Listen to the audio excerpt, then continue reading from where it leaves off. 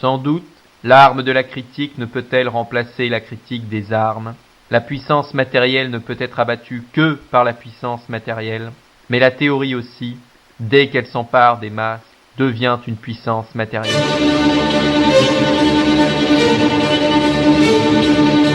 Nous reconnaissons notre vieil ennemi, la marchandise, le travail marchandise, la société marchande, le capitalisme.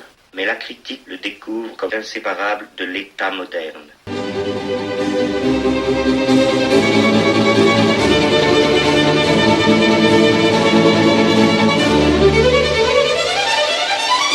Alors je le dis, parce que c'est la vérité. Il ne faut pas travailler. Tu vois, il faut s'organiser pour ne plus jamais travailler.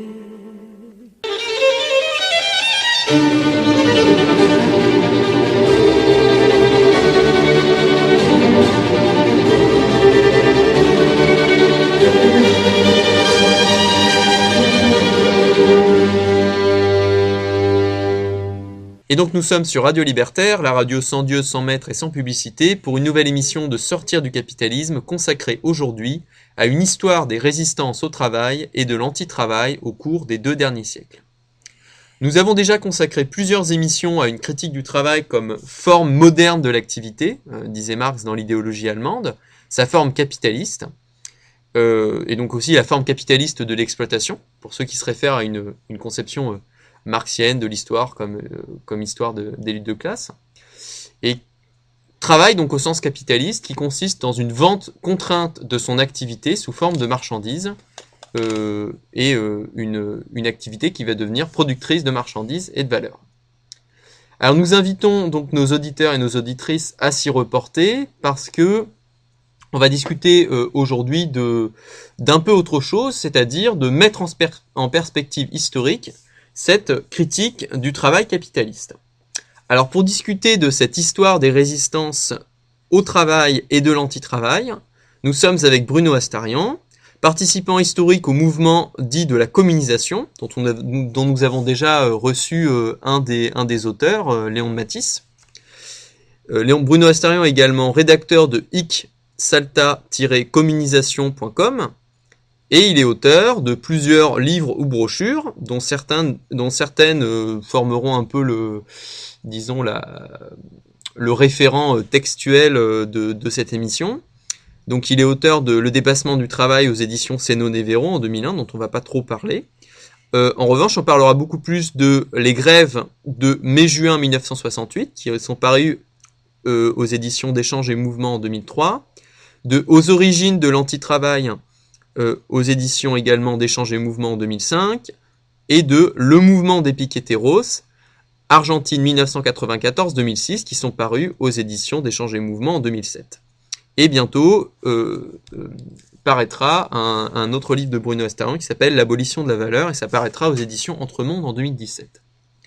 Alors, étant donné que Bruno va nous donner un petit peu, va nous dresser un petit peu une espèce de tableau historique progressif des luttes, des résistances au travail et de l'anti-travail en partant des Luddites. Donc les Luddites, c'est un mouvement qui commence en 1811 et qui dure tout au long des années 1810 en Angleterre.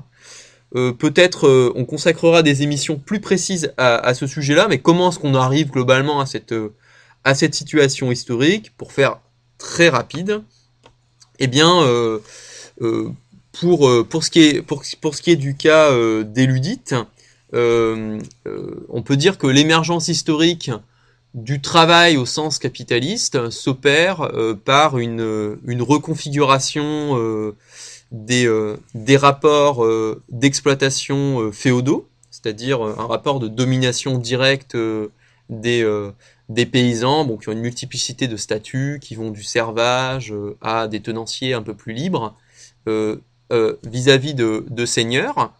Et il va y avoir une restructuration, en tout cas c'est ce qu'expliquent par exemple les historiens du historical materialism, comme Hélène Mexin-Soud ou Robert Brenner, qui font une histoire de l'émergence historique du capitalisme en Angleterre au XVIe et au XVIIe siècle, comme transformation des rapports donc d'exploitation directe et de dépendance personnelle entre seigneurs et paysans, à une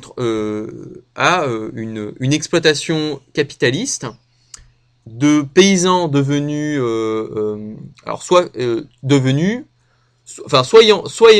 ayant été expulsés de leurs terres et donc devenant force de travail, disponible sur le marché urbain pour participer à l'industrialisation. Donc c'est la naissance du prolétariat industriel, du salariat industriel. Une partie de ces paysans vont devenir des ouvriers agricoles, donc c'est la naissance du salariat agricole aussi, donc massivement au XVIIe et au XVIIIe siècle en Angleterre. Et une partie vont devenir, alors pour le coup, non, c'est pas tellement des paysans qui vont le devenir, mais peut-être les très très gros paysans, eux vont réussir, pour partie, avec une partie de la bourgeoisie, à se transformer en fermiers capitalistes, c'est-à-dire un petit peu voilà l'équivalent du patronat aujourd'hui, c'est-à-dire qu'ils dirigent des exploitations, ils réalisent des profits, ils exploitent des ouvriers agricoles, ils vendent sur un marché national en Angleterre déjà au XVIIe siècle, voilà, avec les contraintes spécifiques au capitalisme, et ils cherchent à augmenter la productivité du travail, etc., etc. Et après, le seigneur, lui, s'est transformé en propriétaire, en capitaliste d'une certaine façon, même si comme les actionnaires d'aujourd'hui, il est rarement en même temps, il est parfois gestionnaire, mais souvent il délègue cette gestion justement au fermier capitaliste, auquel il va déléguer la gestion directe de l'exploitation agricole et de l'exploitation des salariés agricoles. Et ça va être ce que Marx a décrit comme la triade, un petit peu, voilà, le salarié agricole, le fermier capitaliste et le propriétaire capitaliste.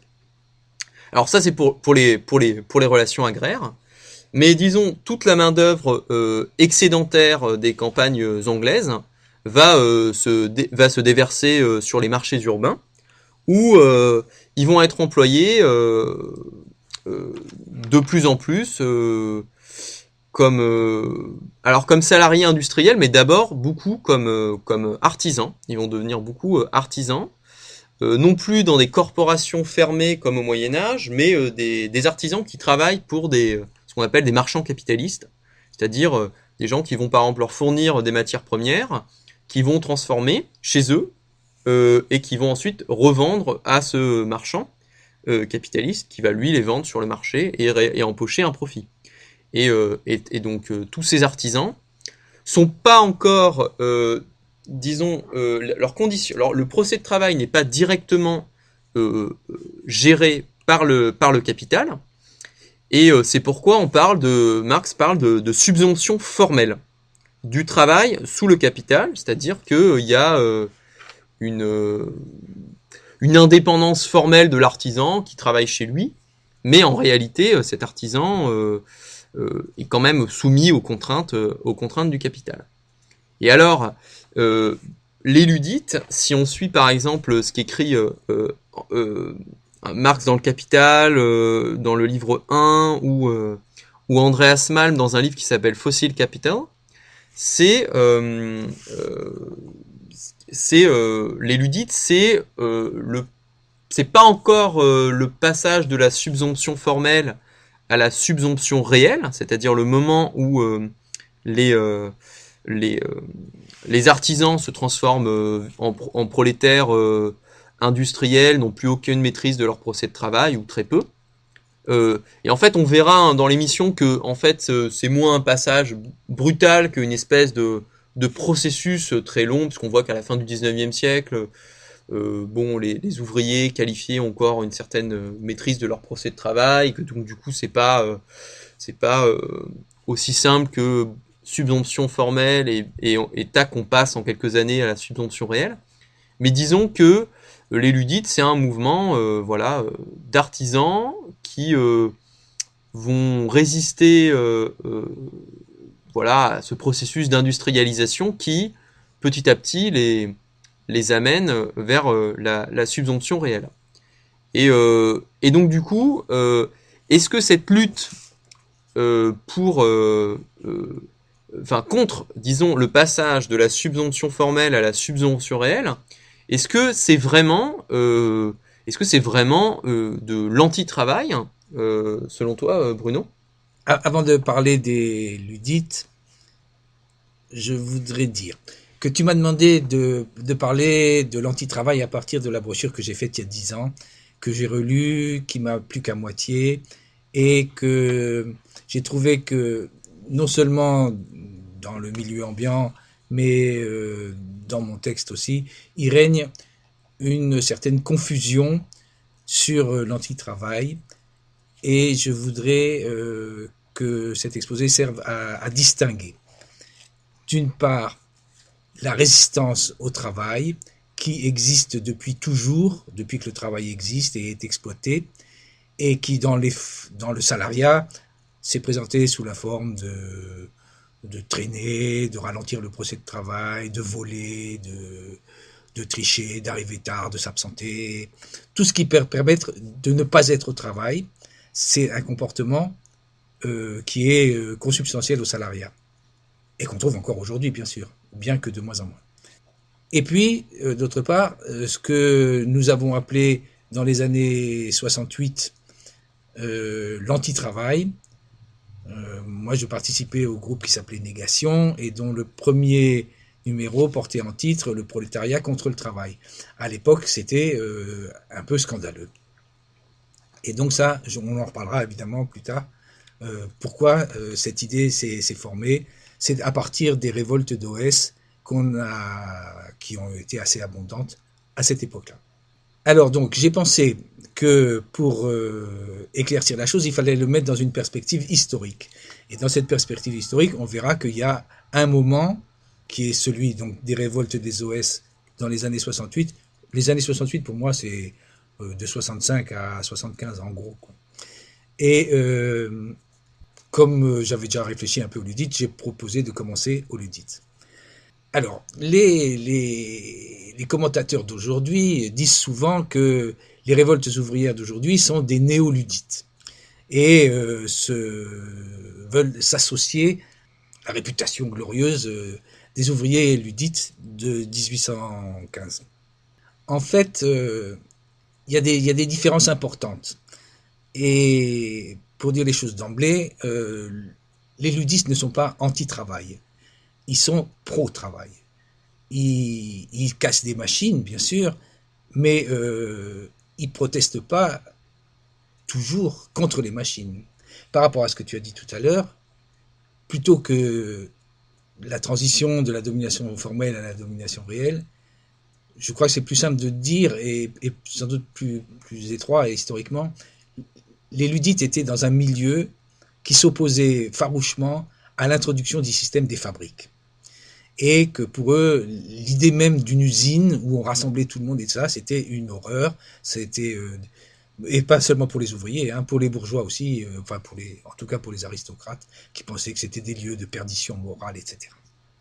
Les ludites se sont opposés aux machines, mais jamais aux machines sur lesquelles eux travaillaient. Parce qu'ils travaillaient aussi avec des machines. Ils se sont opposés à l'introduction de nouvelles machines, éventuellement, mais souvent ils ont cassé des machines pour s'opposer simplement à des pratiques patronales ordinaires de mal payer, de faire baisser la qualité, d'employer trop d'apprentis, même d'employer des femmes.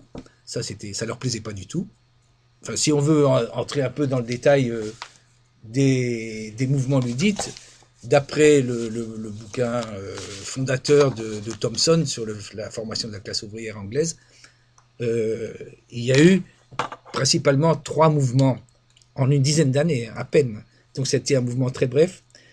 Il y a eu les tricoteurs de bas, qui étaient dans la région de Nottingham, et qui, eux, ne s'opposaient pas à des machines. Ils s'opposaient à des pratiques. Et les pratiques, c'était de faire baisser la qualité en faisant des bas à partir de panneaux de tissu tricoté qu'ensuite on cousait en forme de bas. Alors qu'eux savaient tricoter des bas directement. Je sais pas. Et donc c'était un travail beaucoup plus qualifié de tricoter des bas directement sans les coudre. Et ça a donné lieu à des bagarres très importantes. Et l'autre protestation qu'ils élevaient, c'était contre l'emploi excessif d'apprentis. Donc ils voulaient que le travail soit réservé à la main-d'œuvre la plus qualifiée. Ici, donc, pas de problème d'introduction de machines, pas d'anti-machinisme particulier. Ils cassaient les machines parce que ça embêtait les patrons. Ça me paraît assez normal. L'autre mouvement que donne Thompson, ce sont les croppers. Les croppers, ce sont des tondeurs de draps. C'est une pratique qui consiste à raser le trop de fibres de tissu qui est sur la surface d'un drap. C'est un travail très qualifié et ici les machines existaient déjà depuis une machine qui s'appelle le jig mill, qui existait depuis plus de 2 siècles je crois, et une autre qui était plus récente, et ils ne voulaient pas introduire ces machines parce qu'eux le faisaient à la main avec des grands ciseaux très difficiles à manipuler et qui était donc un travail assez qualifié.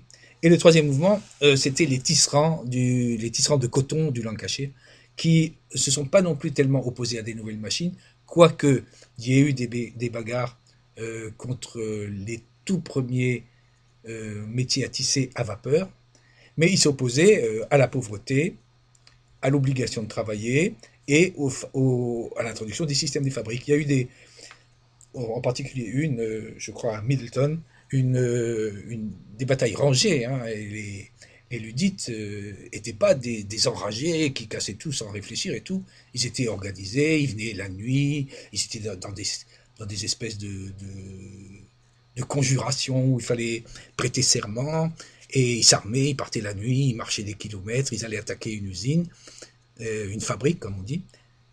Et puis, il y en a plein qui sont morts dans ces bagarres.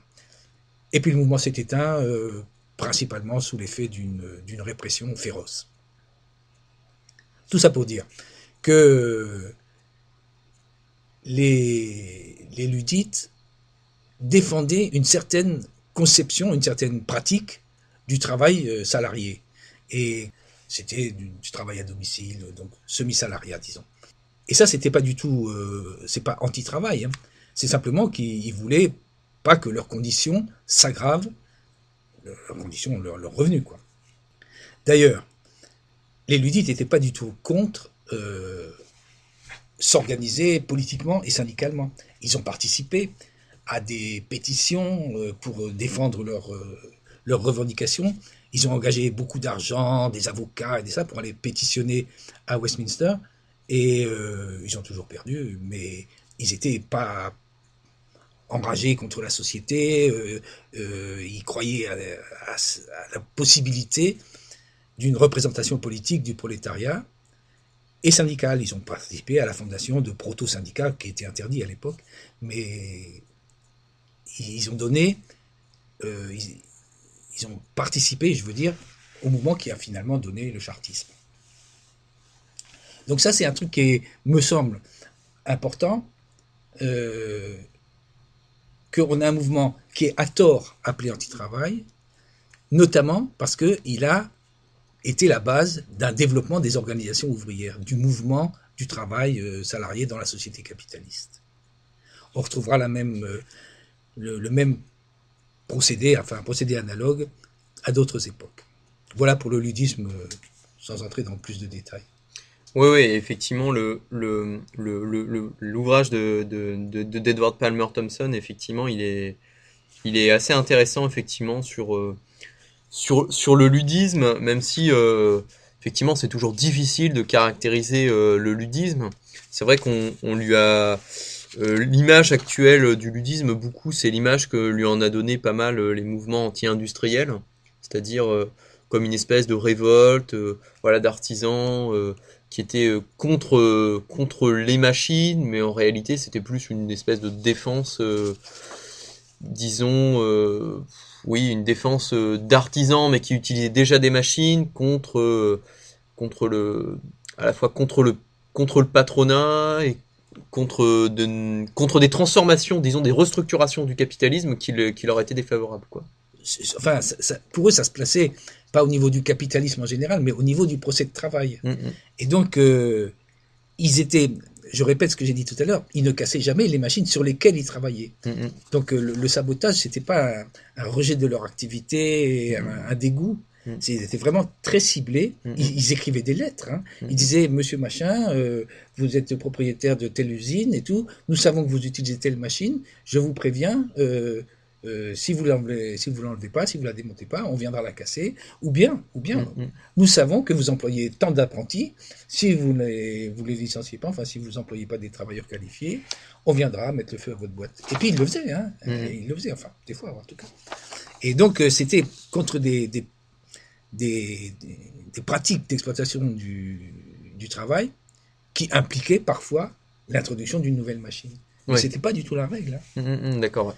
Par exemple, des choses comme les canuts en France, les canuts à Lyon travaillaient avec un tarif. Ils avaient des donneurs d'ordre, les soyeux, qui leur donnaient un tarif. Ils disaient, bon, pour tant de mètres carrés de telle qualité, vous avez tant. Et il y avait toujours des bagarres sur le niveau du tarif. Et ben eux, pareil. Hein. Donc ils se battaient pour que les patrons donnent un meilleur tarif. Oui, donc c'est... En fait, le ludisme, c'est effectivement qu'une mineure partie de sa caractérisation, que de lutter contre des restructurations du procès de travail dans un sens, disons, avec davantage de machines et une subvention, enfin une subordination, disons, davantage réelle au capital. Et en fait, ça fait davantage partie, selon toi, en fait, de la naissance du mouvement ouvrier organisé. D'ailleurs, c'est ça qui intéresse Thomson dans son ouvrage. C'est sa thèse, oui. Et du coup, disons, si on va un peu plus en amont, bon, cette subvention, cette subordination, cette subvention réelle des travailleurs au capital, elle va quand même s'approfondir après les Ludites. Il va y avoir une grande restructuration d'une partie, notamment de l'industrie textile anglaise dans les années 1830-1840, où vont être massivement introduites des machines qu'on appelle les métiers à tisser, les métiers à filer automatiques, même si c'est pas l'automation des années 70, mais et du coup avec une importante déqualification, il va y avoir certains mouvements comme le mouvement des tisserands qui vont être plus ou moins balayés. C'est ce qu'explique Thomson à la fin de son ouvrage dans la formation de la classe ouvrière. Bon, bah il va y avoir, disons, le passage à la subvention réelle dans un certain nombre de secteurs, mais pour autant, il faudrait pas non plus tomber dans l'illusion que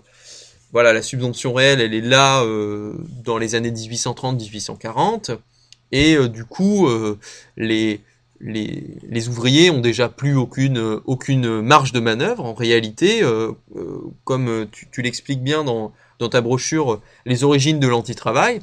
En réalité, il y a encore une certaine maîtrise, au moins dans un certain nombre de secteurs productifs, du procès de travail, et mais qui effectivement qui est pas le même que la maîtrise, disons, des artisans à la fin du XVIIIe siècle. Mais disons qu'il va y avoir, on va se retrouver dans un procès de travail qui n'est plus le procès de travail artisanal, mais qui n'est pas encore non plus le taylorisme, et ça va donner naissance à des formes spécifiques de résistance au travail. Est-ce que tu pourrais nous parler de ces formes de résistance ? Oui, alors, il reste, après les artisans, il reste quand même une partie importante de travail qualifié. Il y a aussi une masse importante de travail non qualifié, qui est au début confié aux femmes et aux enfants, et c'est le travail qualifié qui va être la base de la résistance et de la formation des syndicats dans toute la fin du XIXe siècle. Je parle pour l'Europe, non, aux États-Unis aussi. Les travailleurs qualifiés aux États-Unis avaient une certaine indépendance, et je crois que ça valait aussi en Europe. Par exemple, ils avaient le droit d'embaucher leurs propres aides. C'est eux qui les amenaient et qui les payaient sur leur propre salaire. C'est-à-dire que le salaire était calculé pour payer aussi un ou plusieurs aides dans certains travaux où il y avait besoin d'aide. Les syndicats étaient capables aux États-Unis, dans les années 1860, selon mes sources, il y avait 10 400 fondeurs de fer, je suppose, dans tout le pays. Et 8 400 étaient syndiqués. Le syndicat était capable de leur donner des ordres à ces 8 400, comme par exemple leur interdire de travailler avant 7 heures du matin. Ou, ça c'est pour un autre syndicat, leur demander d'interdire à leurs patrons, qui étaient visiblement des petits patrons, de travailler avec eux, c'est-à-dire d'employer des outils pour défendre l'emploi et les payes des ouvriers, ou des choses comme ça. Et donc ils avaient des façons très efficaces de restreindre la production et de se vendre comme ça plus cher. Il y avait une organisation patronale qui a protesté contre ces... Enfin, la lutte a été constante, mais selon les aléas de la conjoncture, c'était plutôt les ouvriers qui gagnaient ou plutôt les patrons qui gagnaient. En 84, il s'est formé en 1904, il s'est formé une association qui avait pour objectif la liste suivante. Pas de closed shop, on en reparlera tout à l'heure éventuellement, pas de restriction dans l'utilisation des machines, pas de limitation de la production, pas de boycott des produits, pas de grève de solidarité et pas de restriction sur les apprentis. Ça donne une idée de ce que les syndicats étaient capables d'imposer, c'est-à-dire toute cette liste, c'est des choses que les syndicats faisaient. Donc, le closed shop, c'est de réserver l'entrée dans l'atelier à des ouvriers syndiqués. Ça veut dire donner le monopole de l'embauche aux syndicats. Pas de restriction à l'utilisation des machines, c'est la même chose. Il s'agissait un peu comme dans ce qu'on a vu à propos des Luddites, il s'agissait de défendre l'emploi en restreignant l'utilisation des machines. Mais ça peut être aussi de restreindre le temps d'utilisation des machines. Parce qu'évidemment, une fois qu'on a une machine, le mieux, ce serait qu'elle tourne 24 heures sur 24 pour l'amortir plus vite. Donc je suppose que ça recouvre ça aussi. Les autres points, c'est des points... Sauf, oui, je veux aussi parler des grèves de solidarité. Les grèves de solidarité, elles étaient très fréquentes. Dans une même usine ou dans un même atelier, les différents métiers étaient groupés en syndicats indépendants les uns des autres. Alors, par exemple, il y avait, je sais pas moi, un syndicat pour les soudeurs, un syndicat pour les visseurs, un syndicat pour les balayeurs, un syndicat... Non, pas les balayeurs parce que c'est pas qualifié. Mais voilà, il y avait donc différents... Si une des professions entrait en conflit avec le patron, c'était évidemment beaucoup plus efficace si les autres syndicats s'y mettaient aussi. Alors, ces grèves de solidarité étaient fréquentes, soit à l'intérieur de l'usine, soit d'une usine à l'autre. Et les patrons, évidemment, y étaient, et ils sont toujours d'ailleurs, très opposés. Ce qui est intéressant dans cette histoire, c'est que les luttes des ouvriers pour défendre leur niveau de qualification, et leur niveau de salaire, bien sûr, les ont amenés à regrouper leurs efforts syndicaux. Et peu à peu, on a assisté comme ça à une transition du syndicat par métier au syndicat d'industrie. C'est-à-dire que dans une même boîte, tout le monde était syndicat au même syndicat. Ça, c'est pas fait tout de suite, ça a mis longtemps à se faire. Mais il y a eu plusieurs tentatives de regroupement de syndicats de métier. Là, je parle toujours pour les États-Unis. Et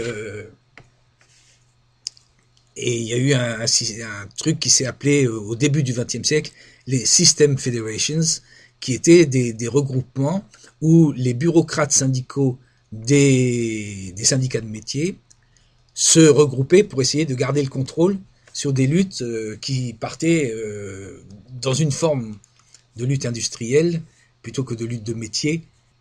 Donc ça, c'était au tournant du 19e et du 20e siècle. L'indépendance des ouvriers de métier dans les ateliers de fabrication était quelque chose qui était très scandaleux pour les patrons. Et c'est de là qu'est sorti le taylorisme. Et comme chacun sait, le Taylor luttait contre la flânerie des ouvriers dans l'atelier. Et donc on va arriver à un passage où il va essayer d'attacher les ouvriers à leur temps et à leurs gestes en les restreignant pour qu'ils arrêtent de se prétendre indispensables et de faire ce qu'ils veulent dans l'atelier. Ce sera une transition assez longue. Mais je pense que c'est ça qui marque vraiment, je pense, le passage à la subvention réelle. Avant ça, je veux parler d'un autre point qui, comme l'éludite, est souvent invoqué par les commentateurs d'aujourd'hui, c'est le sabotage tel que Pouget l'a glorifié dans son fameux texte qui est cité partout, édité partout, et qui mérite d'être lu de près. Le sabotage de Pouget a introduit le sabotage, qui certainement existe depuis toujours, qu'il y a du travail salarié, a introduit le sabotage dans le discours syndical au congrès de la CGT de 1897. Et ça a été admis, ça a été acclamé, enfin pas systématiquement, mais enfin, ça a été admis, puis après on a un peu bémolisé. Et dans sa brochure, Pouget montre bien comment le sabotage est un auxiliaire de la grève et de la revendication contre les patrons. Mais c'est pas le même sabotage, je pense, que celui des OS modernes, ceux des années 68, parce qu'aujourd'hui, je ne sais pas où on en est, on en reparlera plus tard.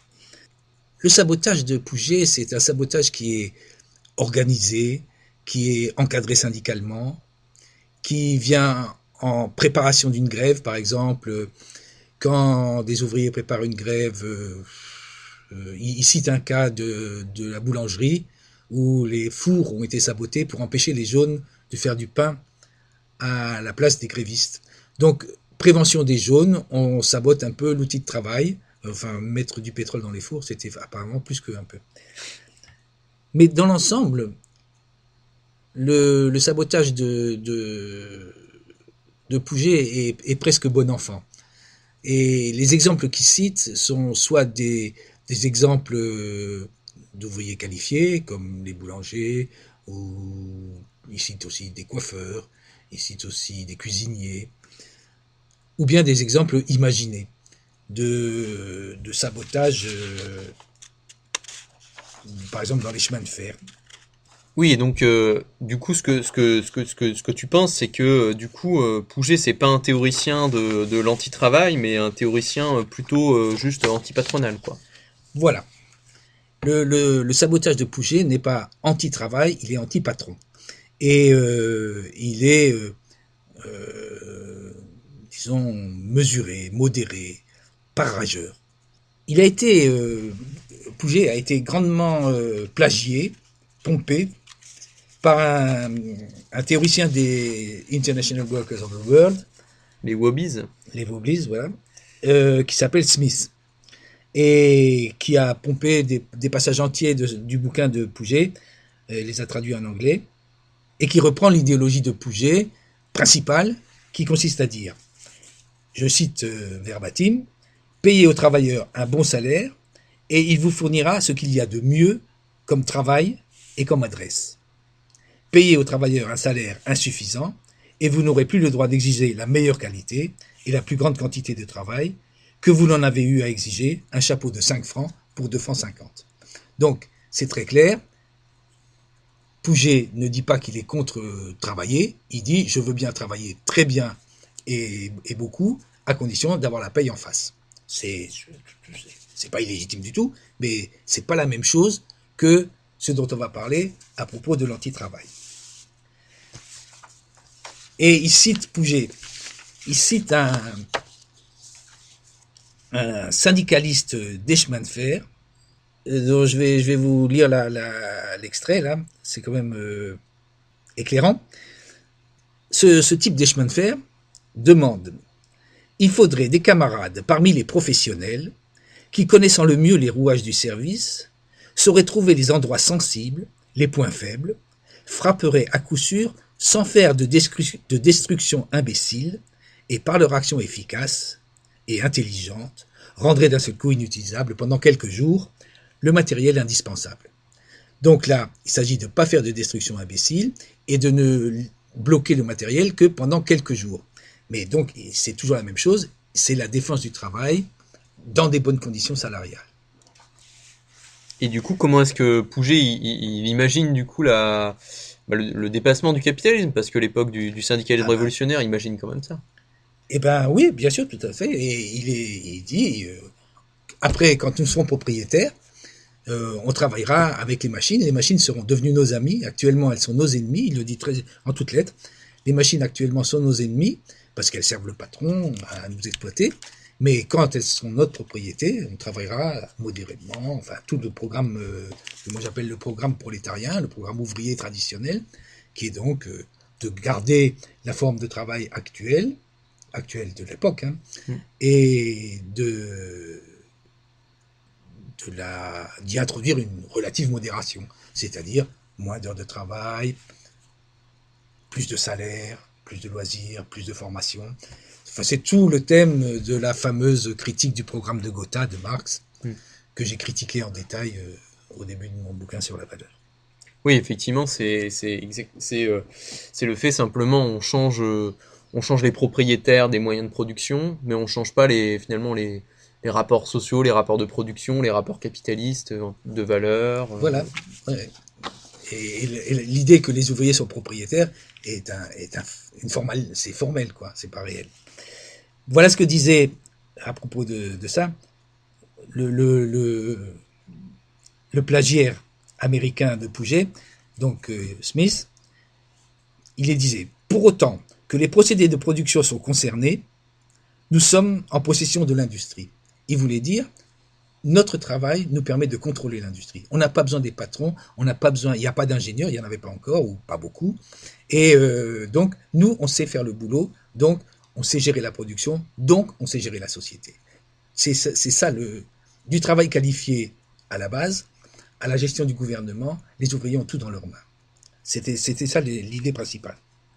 Et donc il conclut, Smith toujours, et cependant, nous n'avons ni sa propriété de l'industrie, ni son contrôle, à cause d'une croyance absurde dans les droits de propriété. Donc voilà, il suffit d'exproprier les propriétaires des usines, et on va obtenir une société de travailleurs associés qui gère la production elle-même. C'est toutes les idées de Marx aussi, et qu'il faut critiquer.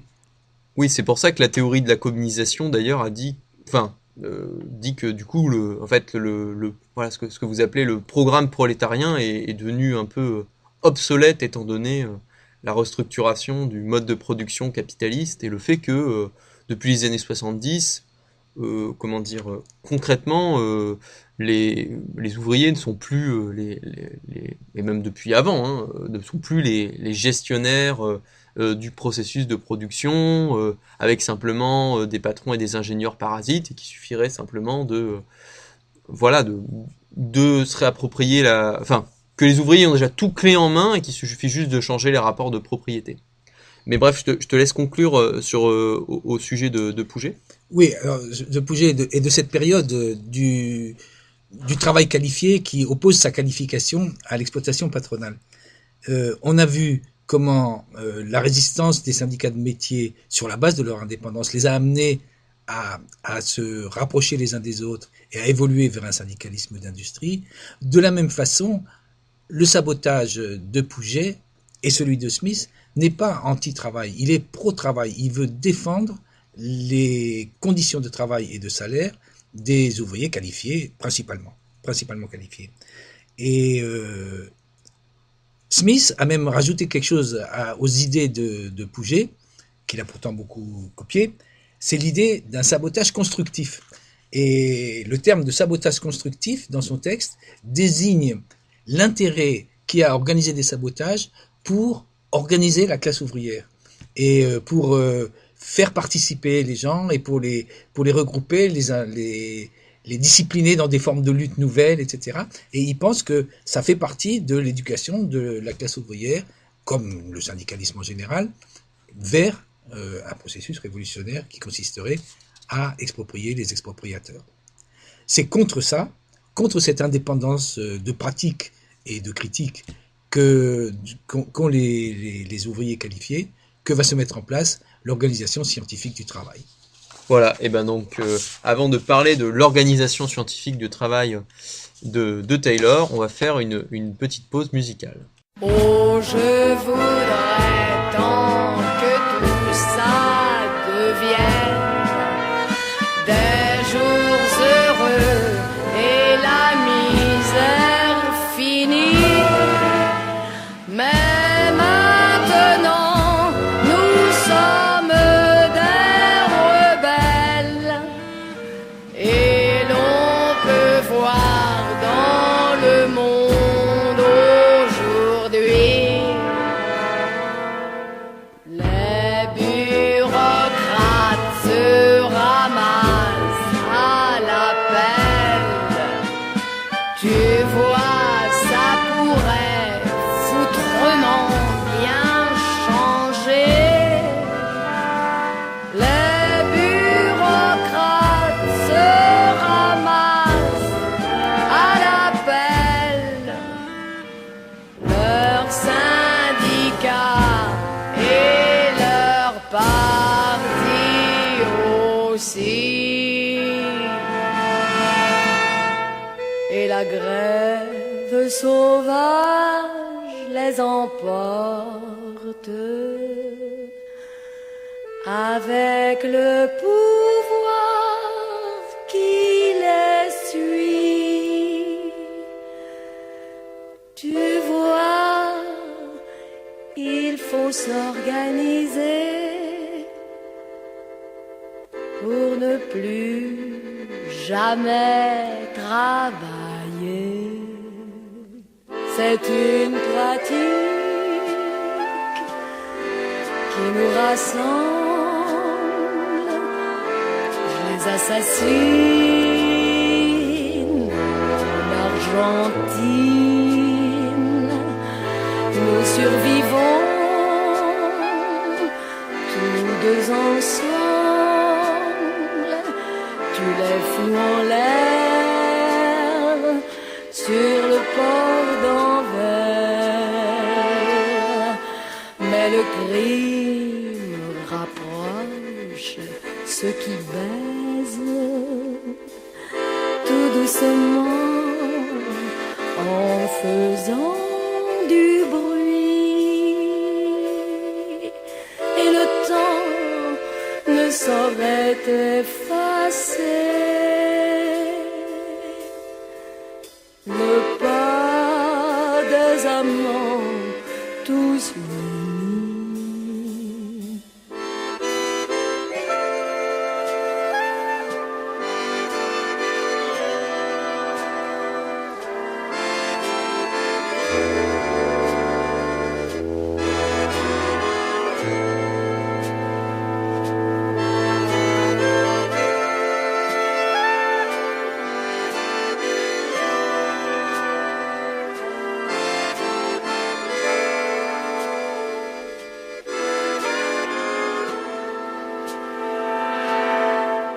Mais le crime rapproche ceux qui baisent tout doucement en faisant du bruit.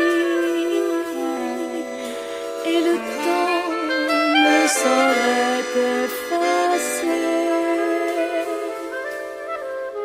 le pas des amants tous unis.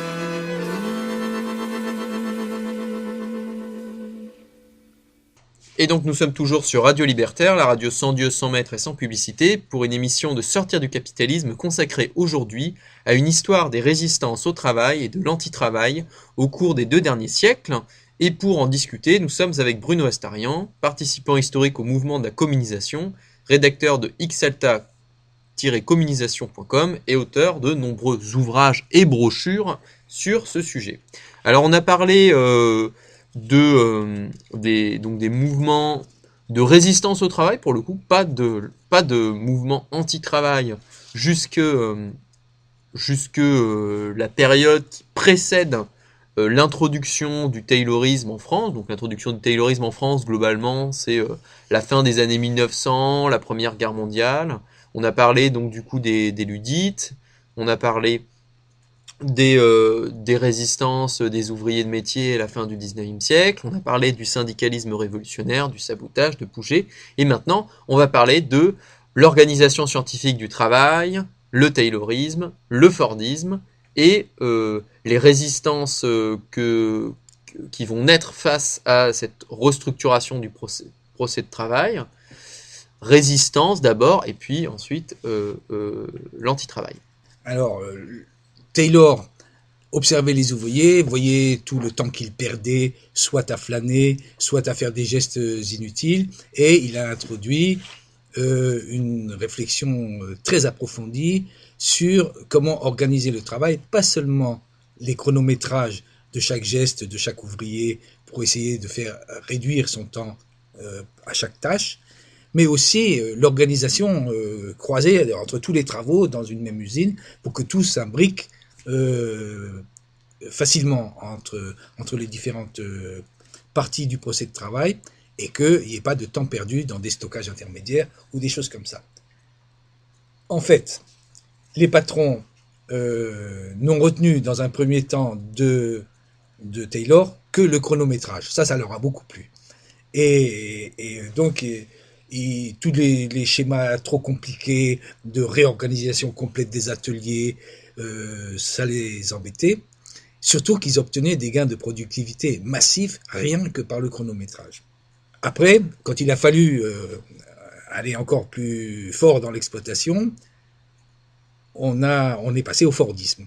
Alors, la formule de transition, je l'ai trouvée, enfin, une forme de transition, je l'ai trouvée dans un petit bouquin d'un Américain qui s'appelle Stanley Mathewson et qui a écrit sur les restrictions à la production, je traduis, parmi les travailleurs inorganisés.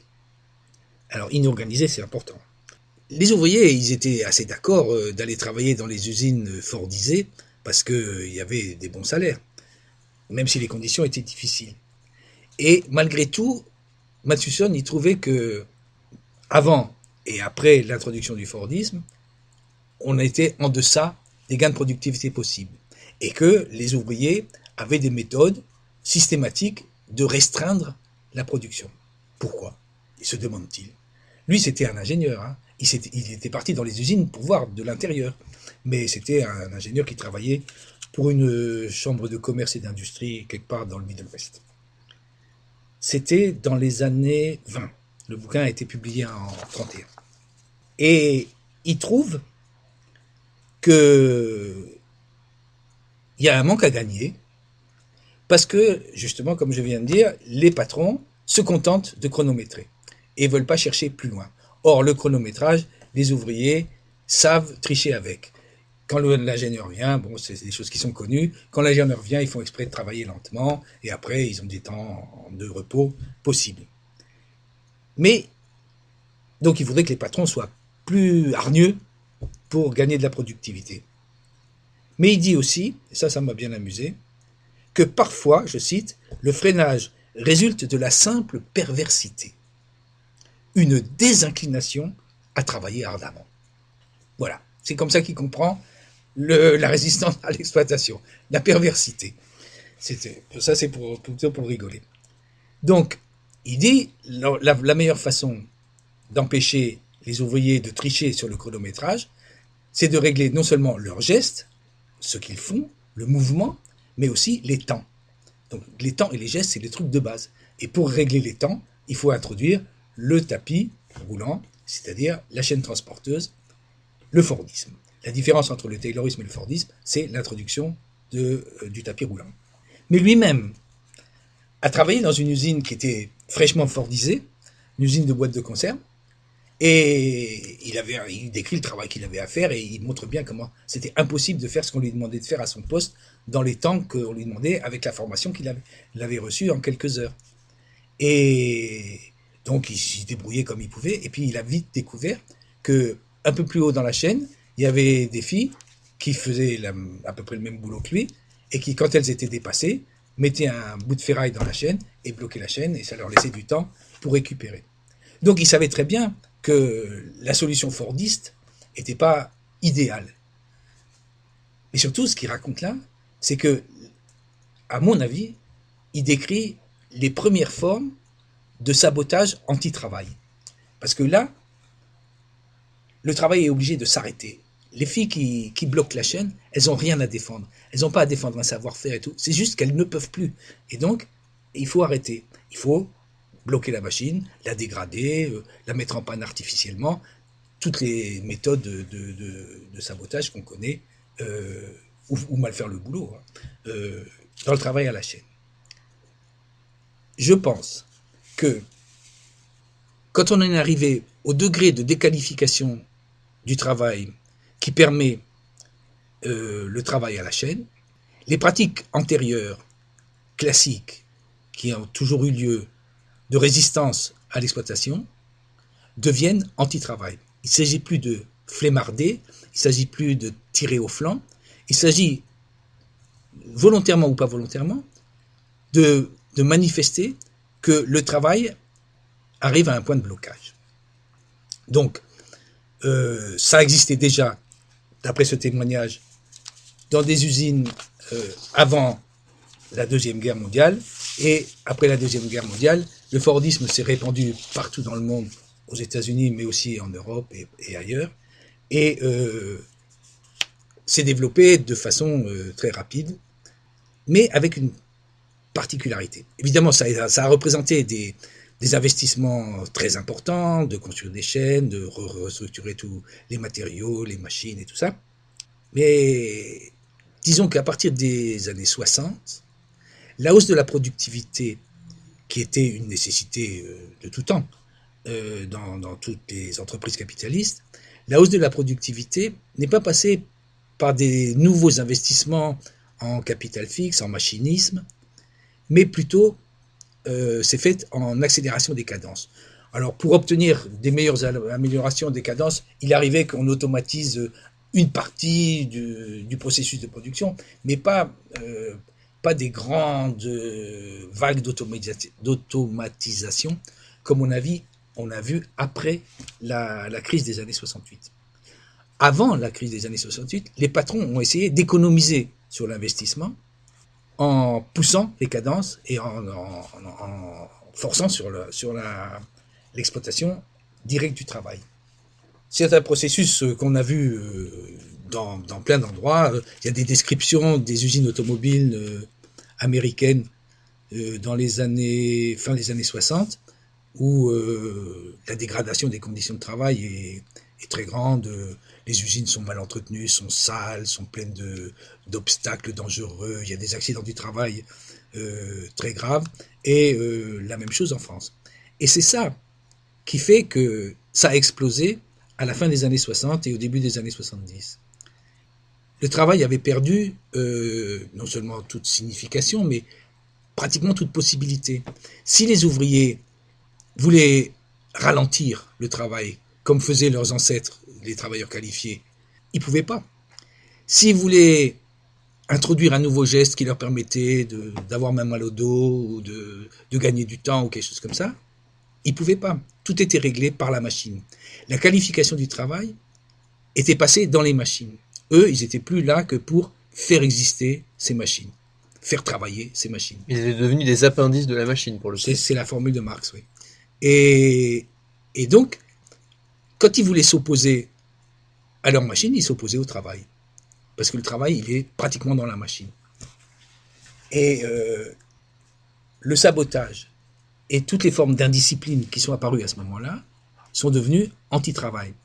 On va essayer de définir un peu mieux ce que ça veut dire anti-travail tout à l'heure. Mais c'est juste pour dire que c'est pas de la même nature que le sabotage de Pouget ou que les destructions des Ludites. D'ailleurs, les OS, comme on dit en France pour les travailleurs non qualifiés, les luttes anti-travail des OS n'ont donné lieu au développement d'aucune nouvelle forme d'organisation ouvrière. Je rappelle ce qu'on a dit un peu plus haut. Les Ludites ont participé à la formation des premiers syndicats et des premiers partis politiques. Les ouvriers qualifiés ont contribué à pousser le syndicalisme de métier vers le syndicalisme d'industrie, et qui s'est formé finalement dans les grandes grèves de 1937 aux États-Unis. Et les OS des années 68 n'ont rien donné.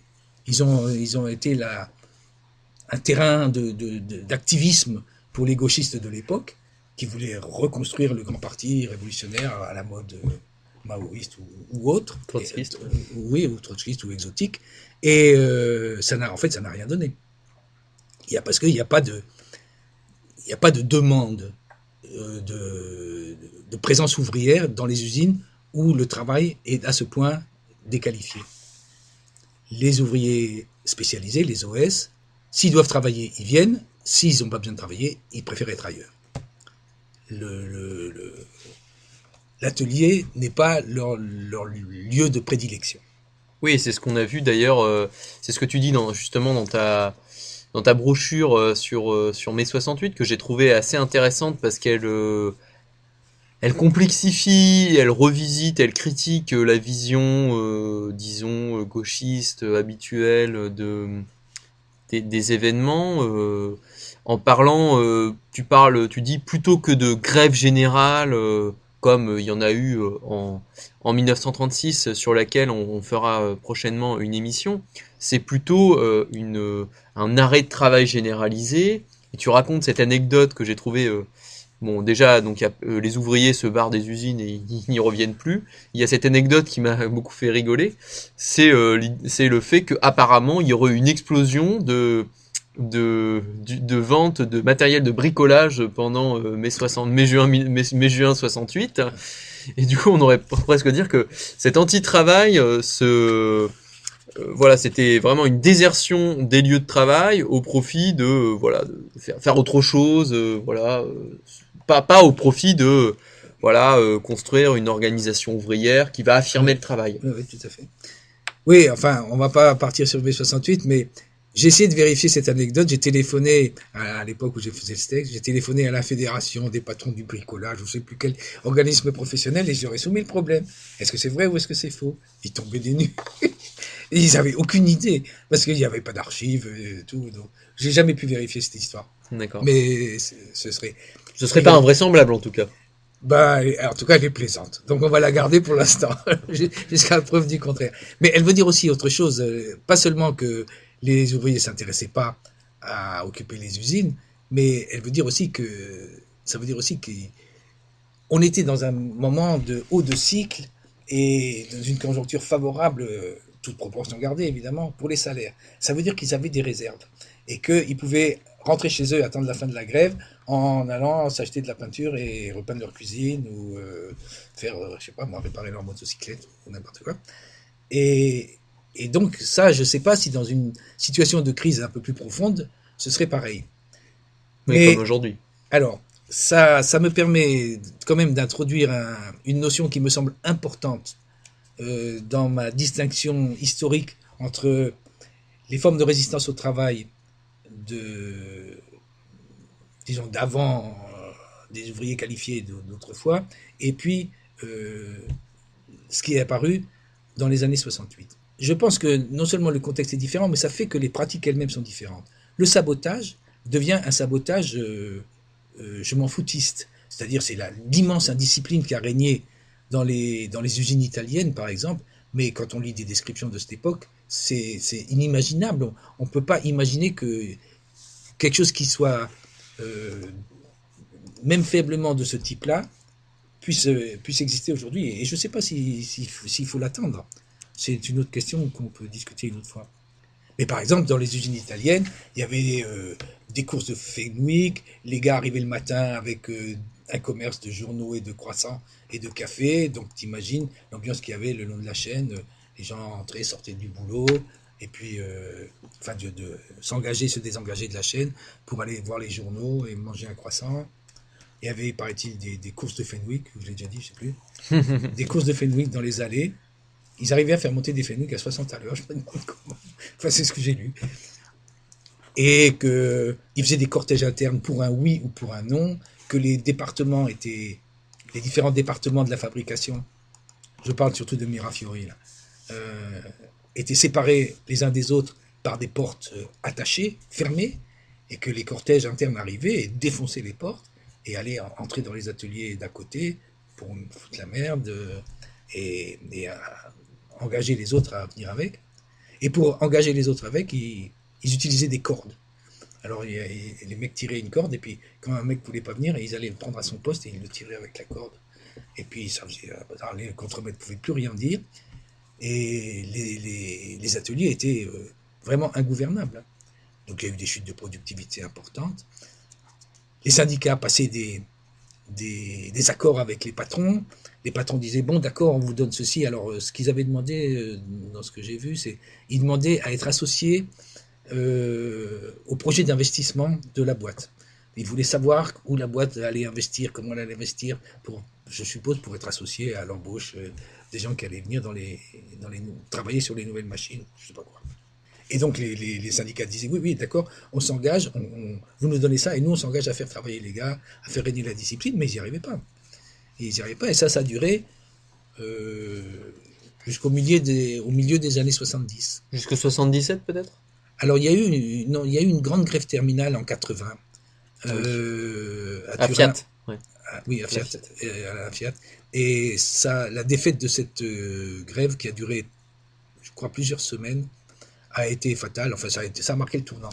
Mais à un niveau mondial, le tournant se situe au milieu des années 70. Aux États-Unis, on dit vers 75. Qui est lié aussi à la crise du capitalisme fordiste. Ah ben, c'est-à-dire l'indiscipline était devenue telle que et les salaires élevés, parce que c'est aussi un truc caractéristique, c'est que dans le travail à la chaîne, le terrible, ce sont les conditions de travail. L'ennui et la fatigue, les troubles musculo-squelettiques et des trucs comme ça, c'est des trucs qui sont connus. Mais les patrons ne peuvent rien faire contre ça. Il y a bien des comités d'hygiène et de sécurité, mais ça ne sert pas à grand-chose. Et historiquement, les patrons ont toujours fait qu'ils ont donné des sous. Ils ont augmenté les salaires. Ça s'est appelé les partages de gains de productivité. Vous continuez à marner à la chaîne et nous, on vous donne un peu d'argent en plus. Donc, les salaires étaient relativement bons. On aura peut-être l'occasion d'en reparler. Mais les gens...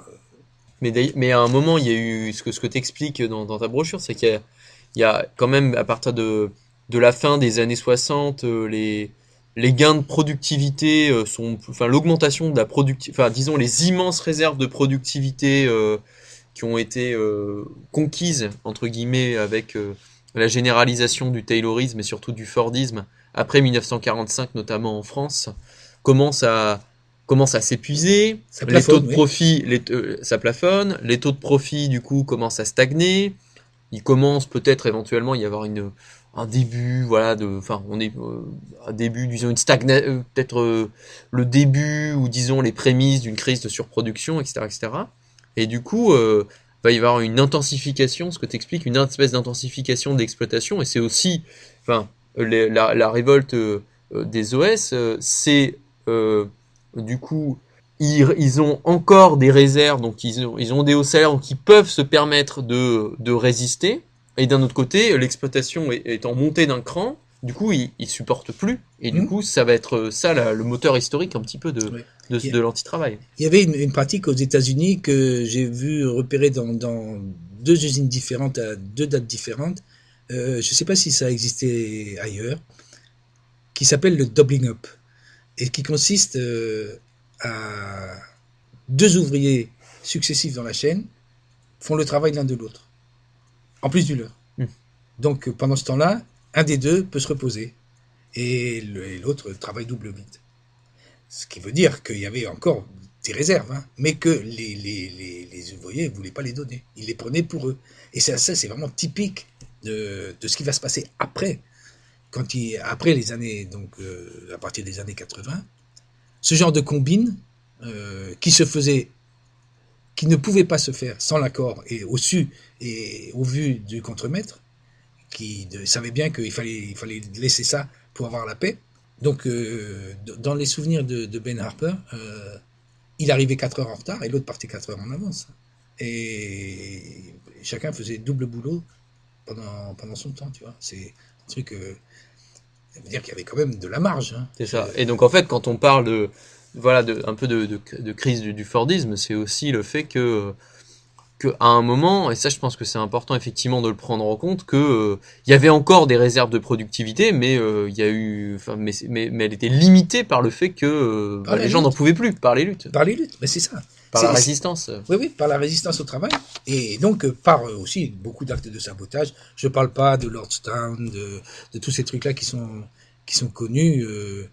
Et j'en arrive donc au deuxième aspect de ce qui est caractéristique des pratiques de résistance au travail qui deviennent anti-travail dans la conjoncture fordiste, ou plutôt crise du Fordisme, c'est, en ce qui concerne l'absentéisme, l'apparition de l'absentéisme de grève. Voilà, ce dont on parlait à propos de mai 68.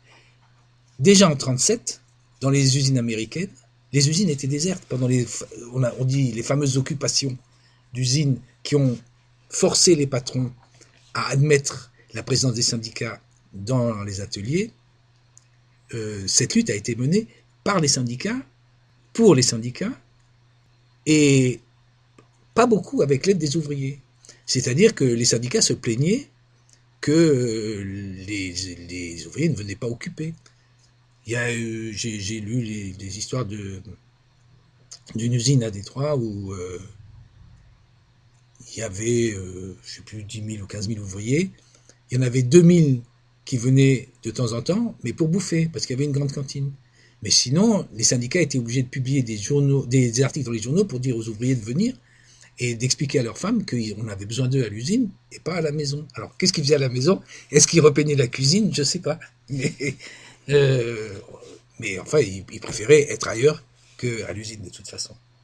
Je pense que l'absentéisme de grève, c'est comme ça que j'ai appelé ce comportement, l'absentéisme de grève, le refus de participer aux occupations, est un signal très important qu'on n'a pas vraiment repéré à l'époque en mai 68.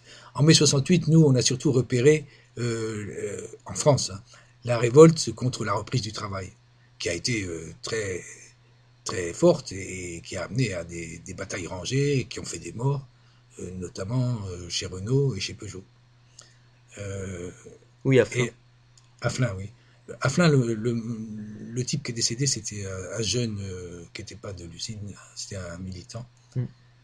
Mais à Peugeot, à Sochaux. Ah oui, Sochaux, pardon. Ça a été un truc, une bataille vraiment impressionnante parce que il y a eu toutes sortes de tergiversations, reprise du travail par reprise du travail, vote bidonné, vote pas bidonné, par les patrons, par les syndicats. Je passe sur les détails, mais arrive un matin où le travail... Voilà, il y a une reprise du travail, voilà. Les ouvriers de la nuit y sont, et puis ils arrêtent de travailler, et ils déclarent que l'usine est de nouveau occupée. Pendant ce temps-là, les CRS arrivent, se mettent devant l'usine avec plein de camions, mais par derrière, il y en a d'autres qui rentrent et qui font un carnage dans l'usine. Mais c'était au moment où les bus de l'équipe de jour arrivaient. Et quand les gars donc qui étaient prêts à travailler, tu vois, qui venaient pour le boulot, et quand ils ont vu que c'était la bagarre de nouveau, ils sont immédiatement entrés dans la bagarre aussi. Et ça a été une bataille qui a duré toute la journée et où la police a tué 2 personnes. Et d'ailleurs, c'est intéressant que quand tu parlais justement des reprises de grève bidonnées, tu donnes des exemples dans ta brochure sur mai 68 qui sont très rigolotes. Ou dans ta brochure, c'est les grèves anti-travail où il y a 80% de gens qui sont contre la reprise du travail et le bureaucrate syndical annonce à l'unanimité quasiment c'est la reprise du travail. Ce sont les pratiques démocratiques des syndicats, c'est classique. Hein. C'est vraiment depuis on a vu ça, c'était très classique. Essayons de résumer sur les années 68. Il y a une pratique du sabotage qui perd tout respect de l'outil de production, qui est totalement je m'en foutiste, qui fait régner un degré d'indiscipline qui est inimaginable dans une usine fordisée, qui n'avait jamais eu lieu avant, qui n'a jamais eu lieu depuis, premièrement. Deuxièmement, un absentéisme massif, absentéisme en général. Hein. Chez Fiat, au début des années 70, un taux d'absent de 25%, c'était pas admis, mais c'était assez ordinaire. C'est-à-dire que tu arrives le matin, il manque un quart des ouvriers, tu vois. Ça fait quand même du monde. Hein. Et puis alors, je pense encore plus caractéristique, l'absentéisme de grève. Les ouvriers ne sont pas intéressés par leur usine, ne sont pas intéressés à en prendre possession. Il y a une grève qui peut poser question, c'est la fameuse, ce qu'on appelle l'occupation de Mirafiori. En 73 ? En 73, oui. Mais moi, je pense que ce n'est pas une occupation. On peut vite raconter l'histoire. Il y avait des réunions tout le temps pour organiser tel type de lutte, tel autre type de lutte. Et dans une réunion où, par hasard apparemment, il n'y avait aucun syndicaliste, est apparue l'idée de bloquer le portail qui était le plus proche de leur atelier. Il faut voir que c'était des réunions parcellaires, hein, parce que Mirafiori, c'était 40 000 bonhommes à l'époque. Et donc, les gens sont d'accord et ils bloquent d'abord pendant 1 heure. Ils arrivent à bloquer l'entrée et la sortie des camions et des gens pendant 1 heure. Et puis, il y a un week-end, je suppose qu'ils ont discuté, et le lundi matin, ils recommencent à bloquer. Et là, ils sont arrivés à bloquer pendant pratiquement 48 heures l'ensemble du site. Et c'est donc énorme. Hein, c'est, je ne sais plus, 21 portes, je crois, où plus aucun camion n'entrait ni ne sortait. Et c'est ça qu'on appelle l'occupation de Mirafiori.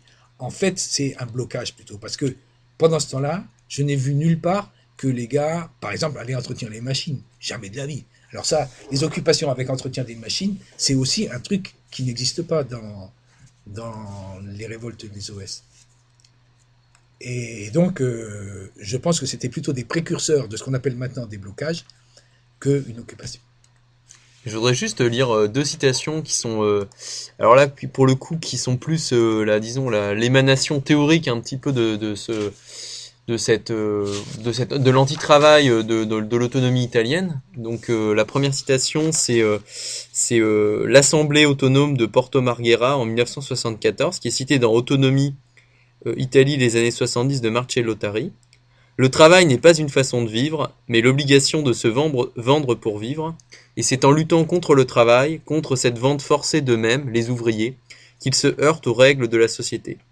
Et c'est en luttant pour travailler moins, pour ne plus se laisser empoisonner par le travail, qu'ils luttent aussi contre la nocivité. Car il est nocif de se lever tous les matins pour aller travailler, il est nocif de suivre les rythmes, les modes de la production, il est nocif de faire les roulements, il est nocif de rentrer chez soi avec un travail qui te contraint le lendemain à retourner à l'usine.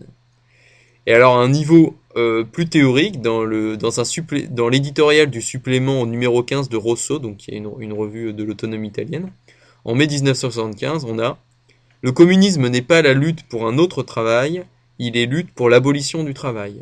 Le prolétaire qui lutte, il commence toujours plus tôt, c'est un rebelle avant de devenir un travailleur, car la taupe révolutionnaire est à l'œuvre dans tous les champs de lutte de la famille au quartier et à l'école. » Bon, je ne sais pas si on a besoin de commenter tellement ces citations, mais c'est intéressant aussi de voir que pour l'autonomie italienne, je pense, au moins, je pense que peut-être presque ça lui est spécifique, il y a des pratiques d'anti-travail qui sont connectées aussi à une espèce d'effervescence où la critique du travail capitaliste a une certaine importance dans les assemblées, où après c'est aussi théorisé par cette espèce d'ovni théorique un peu spécifique qui est l'autonomie italienne, où on trouve un peu de tout, mais où on n'est plus vraiment dans le marxisme traditionnel, on est dans une forme un peu spécifique.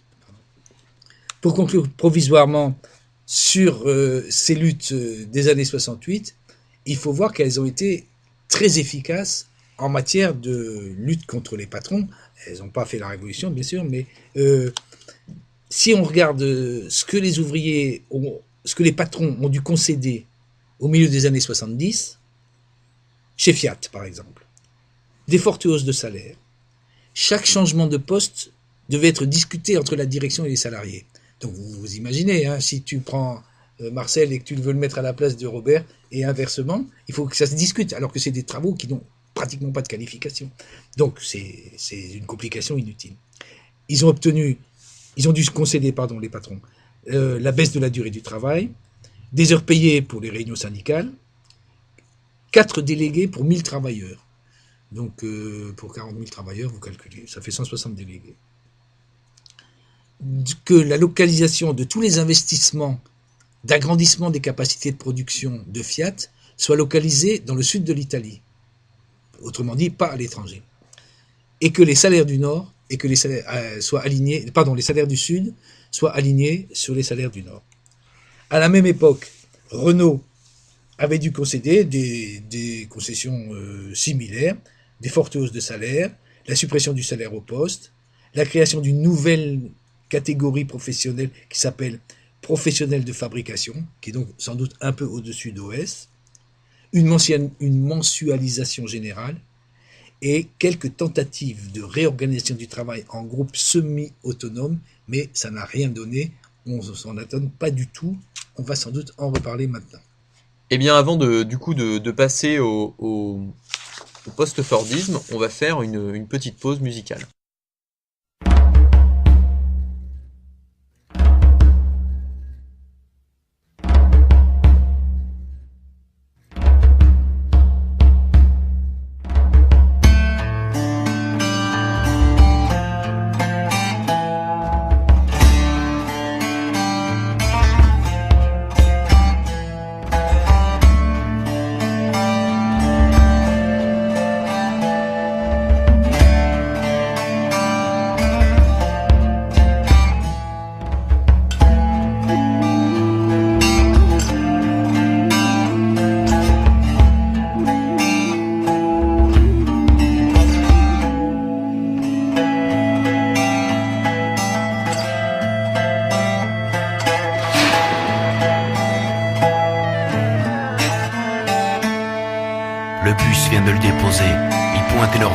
Qu'avec la rosée, d'ailleurs l'odeur lui donne déjà la nausée.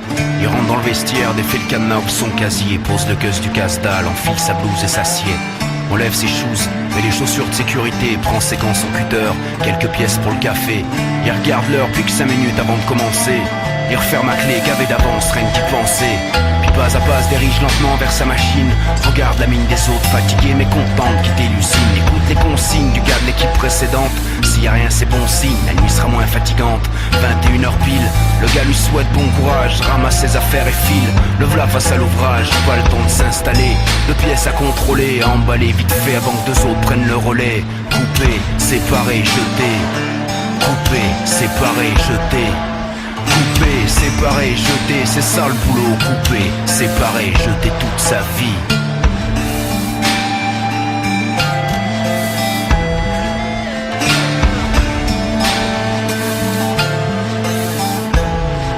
Pour lui, le compte à rebours s'est enclenché, à peine le plancher foulé.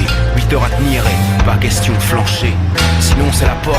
Des gars comme lui, y'en a à l'appel, profession, OS, comme ils les appellent dans les boîtes d'intérim. Ouvriers spécialisés, ferme là et trim, l'exploitation est officialisée. Subventionné par l'État, c'est sûr que ça fait cogiter. Façon une fait que ça de cogiter, même agité, pense à tout pour s'évader. Voit ces gosses gambader, se rappelle du week-end dernier, les conneries du JT. Mère descend vite fait sur terre, son chef l'interpelle, à défaut de personnel, lui file du taf supplémentaire. A envie de s'occuper de son cas, lui refaire la déco comme celui qui lui a fait le contrat il y a 3 mois chez Adéco. Maintenant ça lui fait 2 presses, plus de stress, il galope de poste à poste avec cette cadence qui l'oppresse. L'horloge qui l'agresse, il n'attend qu'une chose, 1h30, que vienne son heure de pause. Couper, séparer, jeter. Couper, séparer, jeter. Couper, séparer, jeter, c'est ça le boulot. Couper, séparer, jeter toute sa vie.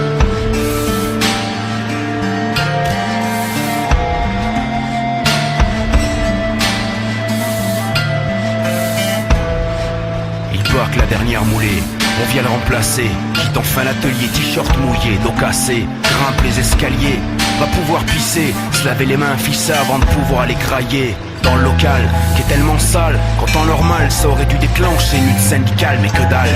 Depuis le dernier plan social, peur d'espérer mieux. On a vu à quoi ça mène de l'ouvrir dans cette PME, ça parle PMU à côté de lui. En face les vieux un peu émus rêvent d'une issue pour avoir ce qu'ils n'ont jamais eu. 2-3 conneries de sortie, dans 10 minutes c'est reparti. Fini sa gamelle, vite pour fumer la camelle, le cul posé sur le quai dehors. Son seul plaisir, apprécier le calme de la ville qui dort avant de reprendre l'effort. Il écrase son mégot, rentre croise aussitôt. Son chef qui râle pour la minute de pause en trop. Le v'là nouveau, trop de moules qui s'ouvrent et se referment chaque 30 secondes chrono. Pour éjecter une pièce qu'il faut couper, séparer, jeter, poser dans le chariot. Et ouais, la nuit, le jour ici, c'est ça le boulot. Couper, séparer, jeter. Couper, séparer, jeter. Couper, séparer, jeter, c'est ça le boulot. Couper, séparer, jeter toute sa vie. Couper, séparer, jeter. Couper, séparer, jeter. Couper, séparer, jeter, c'est ça le boulot. Couper, séparer, jeter toute sa vie.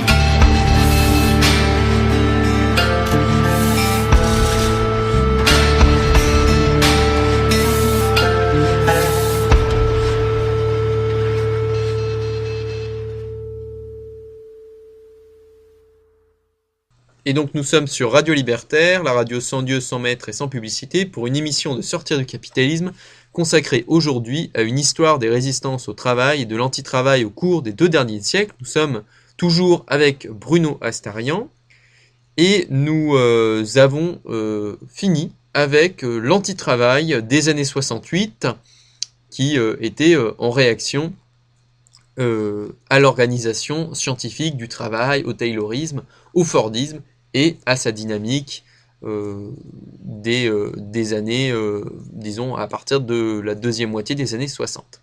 Alors maintenant, on va parler du post-fordisme, donc de la restructuration du procès de travail, qui s'insère dans une espèce de crise latente, longue du capitalisme fordiste et même du capitalisme en général. On a consacré d'autres émissions là-dessus, à la crise du capitalisme, on ne revient pas là-dessus.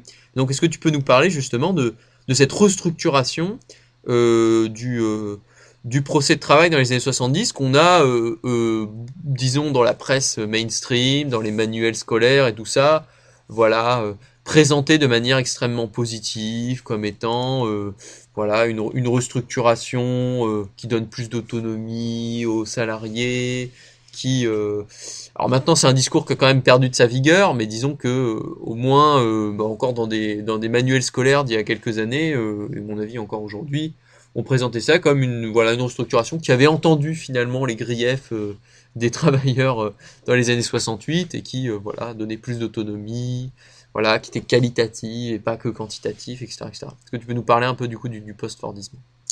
C'est le fordisme empire, c'est-à-dire ça n'a aucun rapport avec une recomposition du travail. C'était un terme qui était très en vogue à la fin des années 70 et ensuite, où des armées de sociologues et d'économistes ont parlé de ça, mais c'est resté de l'ordre du discours idéologique et de l'expérience tout à fait marginale dans certaines usines, je crois chez Volvo notamment.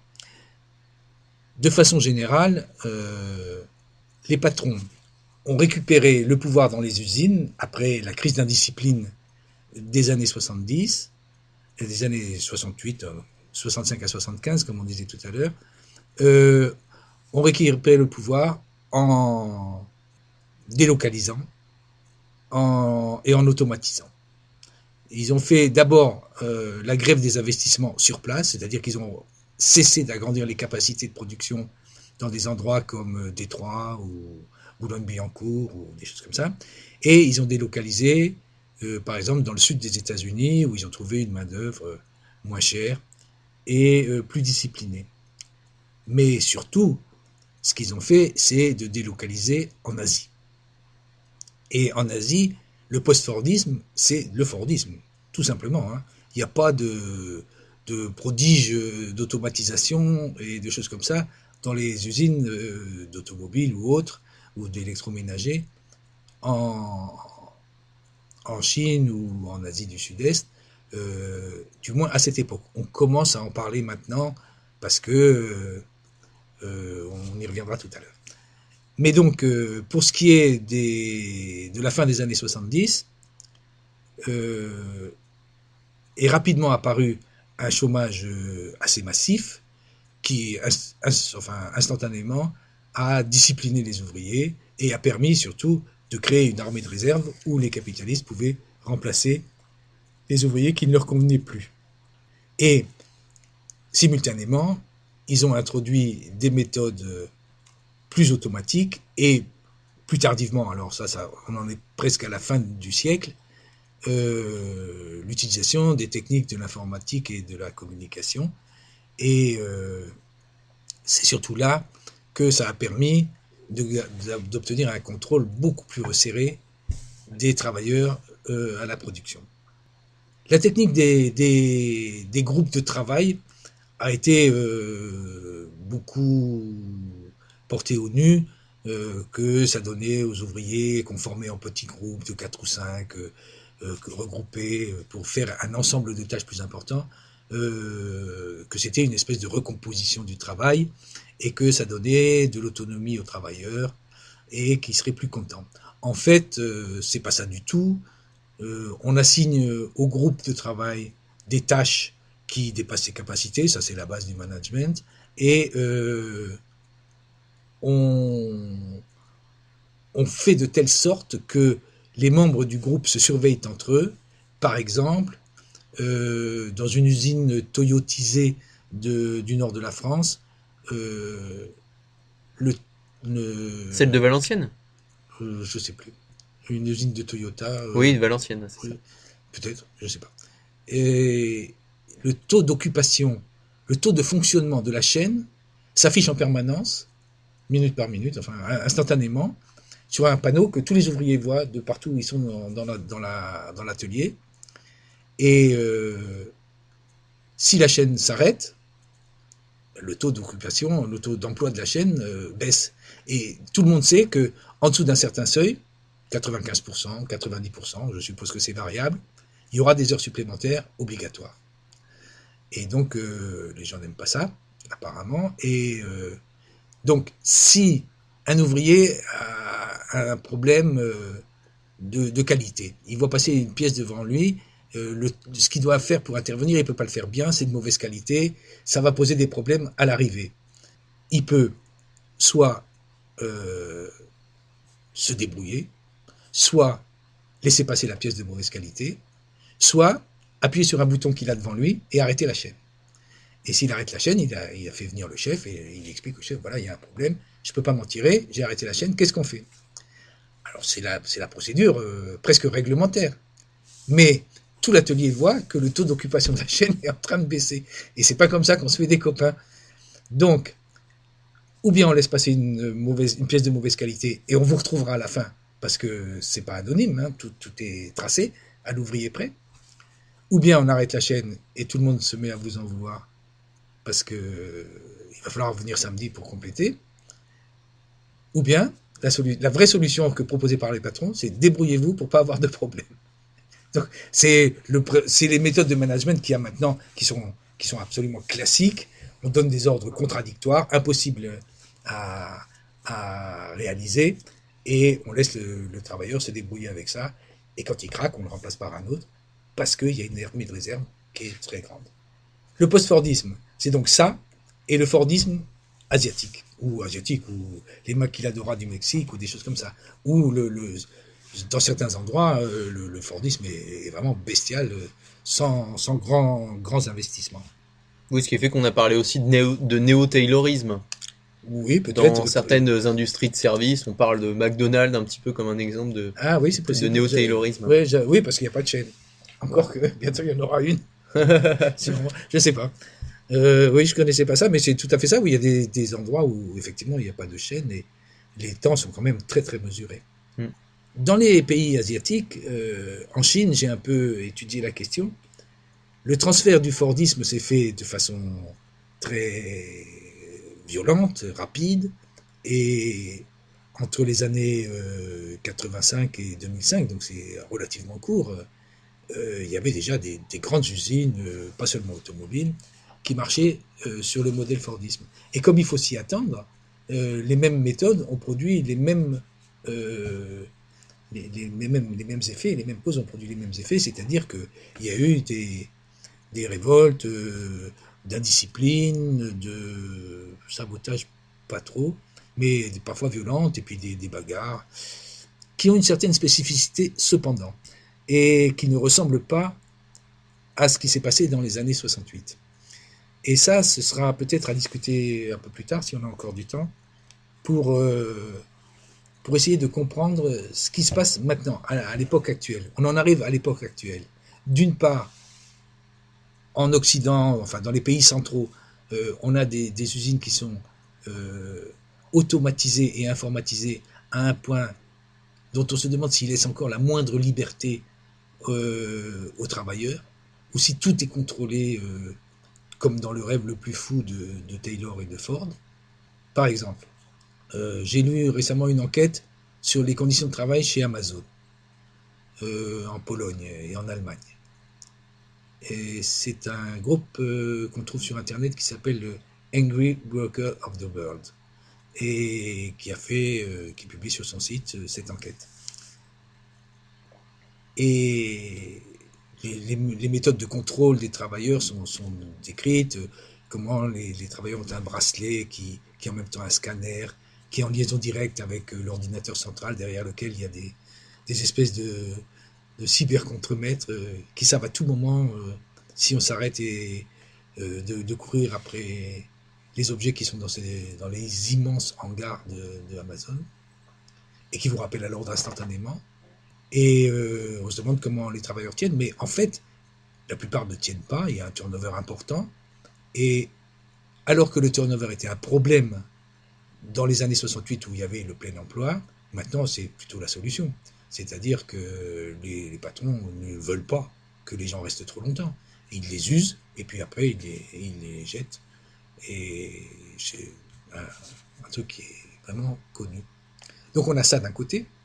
Dans cette enquête sur Amazon, il y a un moment où l'intervieweur demande s'il y a des façons de tricher.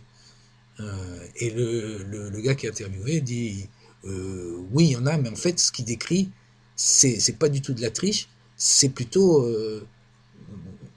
une pratique qui est peut-être plus agréable pour passer la journée, mais qui revient à se faire baiser une fois de plus. Il dit que chaque matin, quand il arrive, sur son appareil qu'il porte au bras, là, il y a un objectif. Il doit faire 1000 paquets, ou peu importe, il a une norme. Et donc, à mi-journée, il se dit, si j'ai fait plus que la norme à mi-journée, l'après-midi, quand je suis fatigué, je pourrais travailler plus lentement, et je rentrerai à la maison moins fatigué.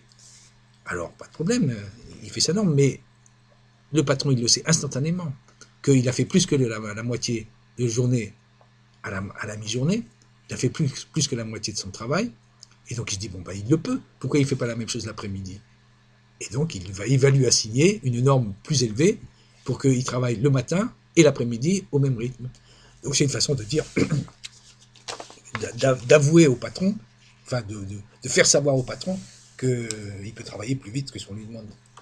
Donc du coup, est-ce que c'est la fin des résistances au travail possible? Alors, c'est la question. On va y revenir. Je voulais juste finir là-dessus pour montrer que, avec les nouvelles technologies de l'information, tout ce que le travailleur peut essayer de gratter est presque instantanément donné à l'entreprise, qui sait que ça existe et qui le trouve. D'abord, il y a eu les groupes de travail au début des années 80, disons, quand il n'y avait pas encore une pareille informatique. Il y avait les groupes de travail où tout le monde se surveillait et finalement c'était le patron qui récupérait les gains de productivité. Et maintenant, c'est l'informatique qui fait ça tout seul, et il n'y a même presque plus besoin de contremaître pour ça, c'est l'ordinateur qui le sait. Alors, ta question? Bah du coup, c'est du coup dans la...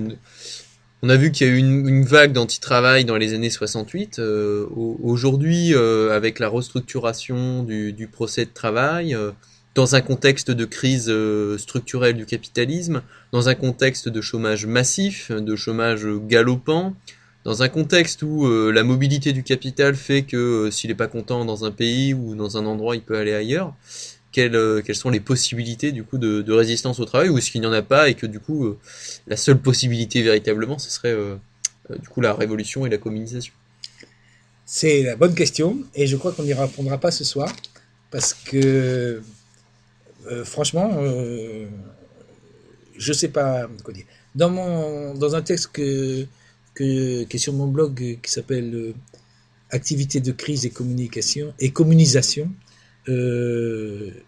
j'ai affirmé, c'était en 2010, j'ai affirmé que l'anti-travail était revenu en force après une période de recul, et je citais différents exemples qui allaient dans le sens de ma thèse, et notamment les grèves émeutes du Bangladesh, dans l'industrie textile du Bangladesh.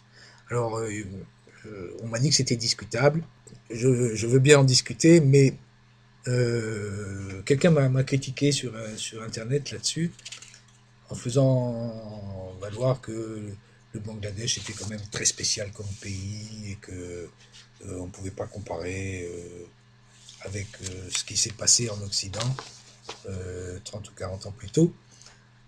En fait, je ne suis pas sûr que l'argument est très bon, parce que justement, c'est parce qu'il y avait des révoltes dans les pays centraux que les patrons ont emmené les chaînes fordistes classiques dans des pays où la main-d'œuvre était moins chère et serait plus facile à discipliner, notamment à cause de l'importance d'une grande réserve de main-d'œuvre. Au Bangladesh, c'est une grande réserve de chômeurs. En Chine, c'était toutes les campagnes avec les excédents de population rurale qu'on y trouvait par millions.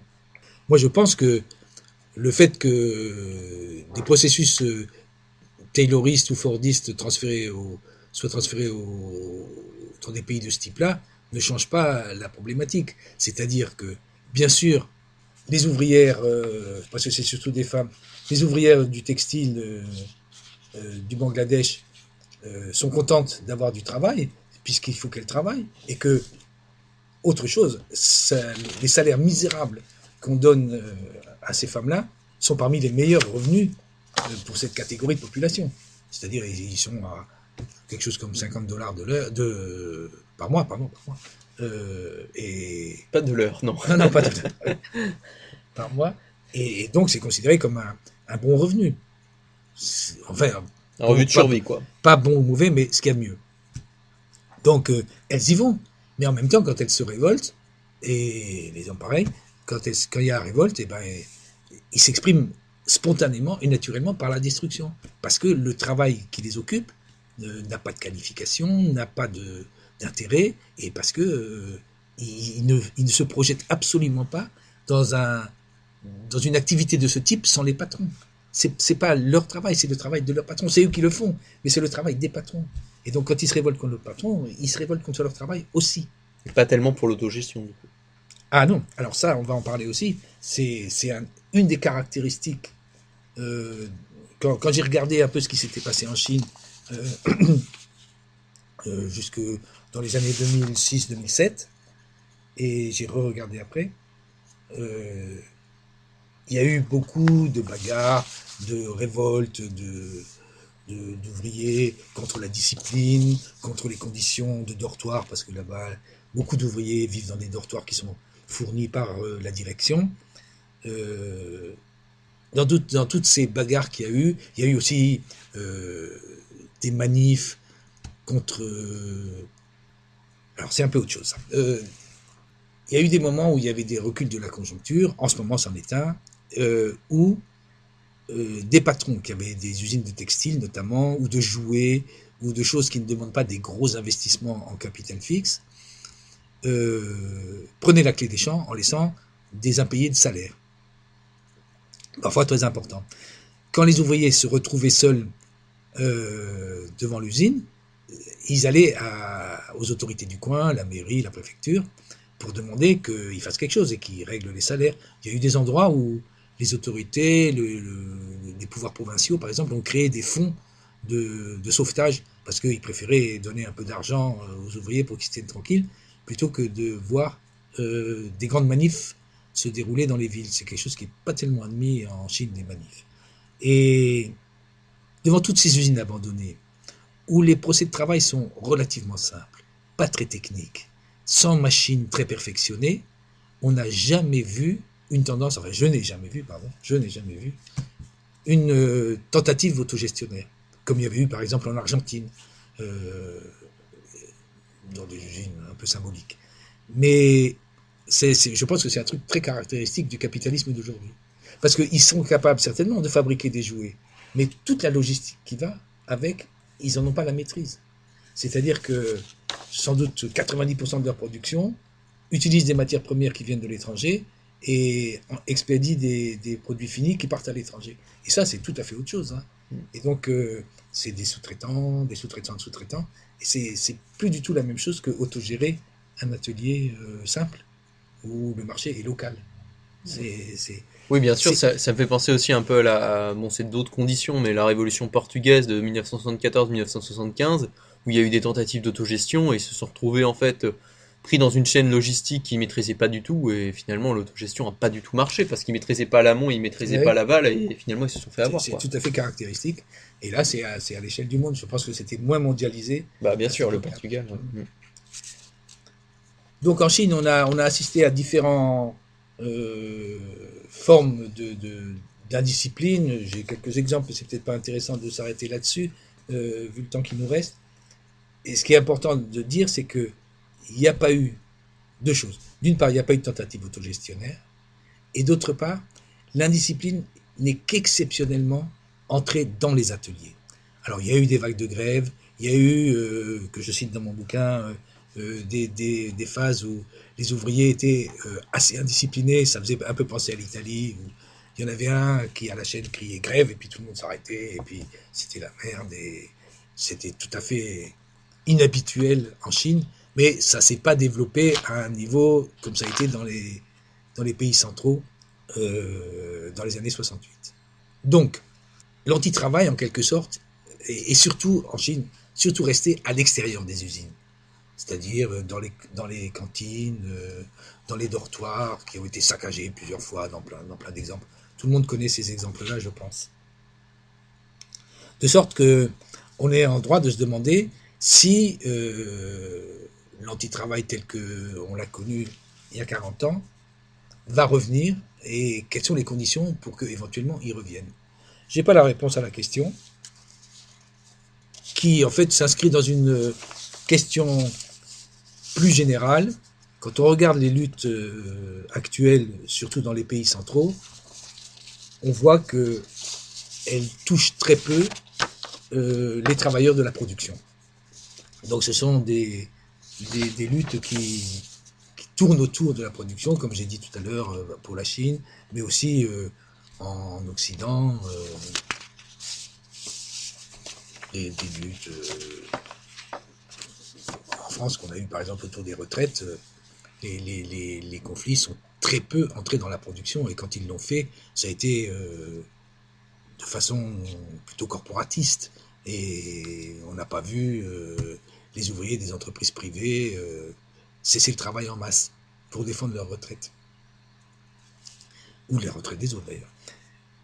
Pour l'instant, il y a ce blocage-là, et je pense que ça devrait faire l'objet d'une autre émission que d'essayer de trouver qu'est-ce qui pourrait faire sauter ce blocage-là. Quand on a évoqué Amazon ou d'autres entreprises de ce type, on a vu que les conditions de travail étaient abominables, et on ne comprend pas pourquoi ça ne saute pas. Et en fait, si, on finit par comprendre à cause du chômage, et que les gens sont prêts à faire des kilomètres et plein de choses pour obtenir des salaires de merde. Amazon raconte que, enfin l'enquête sur Amazon que j'ai lue raconte que aux périodes des fêtes, quand il faut vraiment bourrer les expéditions, Amazon fait venir par autocar entier des travailleurs du Portugal, d'Espagne, en Pologne. Et c'est étonnant, quoi. Et les gens viennent, ils sont là pour quelques semaines, peut-être quelques mois. Il y a des dortoirs, et, enfin des logements communs, et ils n'ont pas besoin de chercher un logement eux-mêmes, qui sont fliqués pour voir qu'il y a de la discipline et tout ça. Et donc les gens, ils sont tellement dans la merde en Espagne ou au Portugal qu'ils montent se faire 6 semaines d'Amazon, puis ça leur fait un petit pécule. C'est ça qui fait que il se trouve personne pour dire tiens merde j'en ai marre et qui débranche l'ordinateur, tu vois. Parce qu'en fait l'anti-travail ça va être ça, hein. ça va être de débrancher les ordinateurs et d'empêcher ce contrôle instantané. Je n'ai pas entendu parler de choses comme ça. Il y a eu une grève en Amérique, aux États-Unis, une grève assez longue et assez massive chez un fournisseur de téléphonie qui s'appelle Verizon. Et on a signalé des câbles coupés qui ont coupé de téléphone, des bourgades entières. Enfin, mais j'en sais pas plus. Et c'est plutôt un sabotage à la Pouget qu'un sabotage anti-travail, ça. C'est-à-dire que ça vient en soutien d'une grève, et puis le câble, c'est très facile de le recoudre et tout ça. Mais peut-être qu'avec justement, disons, l'aggravation de la crise du capitalisme, et le fait qu'à un moment, bon, c'est déjà insupportable, mais donc ça va être encore moins supportable, Oui. peut-être qu'il pourrait y avoir une espèce de rupture relativement rapide, mais on n'en sait rien. Moi, j'ai pas d'idée sur la question pour le moment. Je ne vois pas de symptômes de manifestations parcellaires,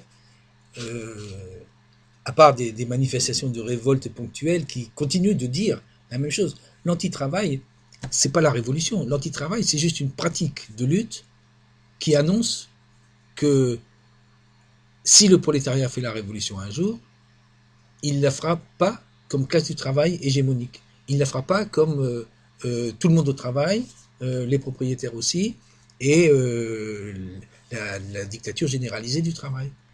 Il dit quelque chose d'autre. Il dit que il produit de la valeur, il valorise le capital, mais c'est pas une activité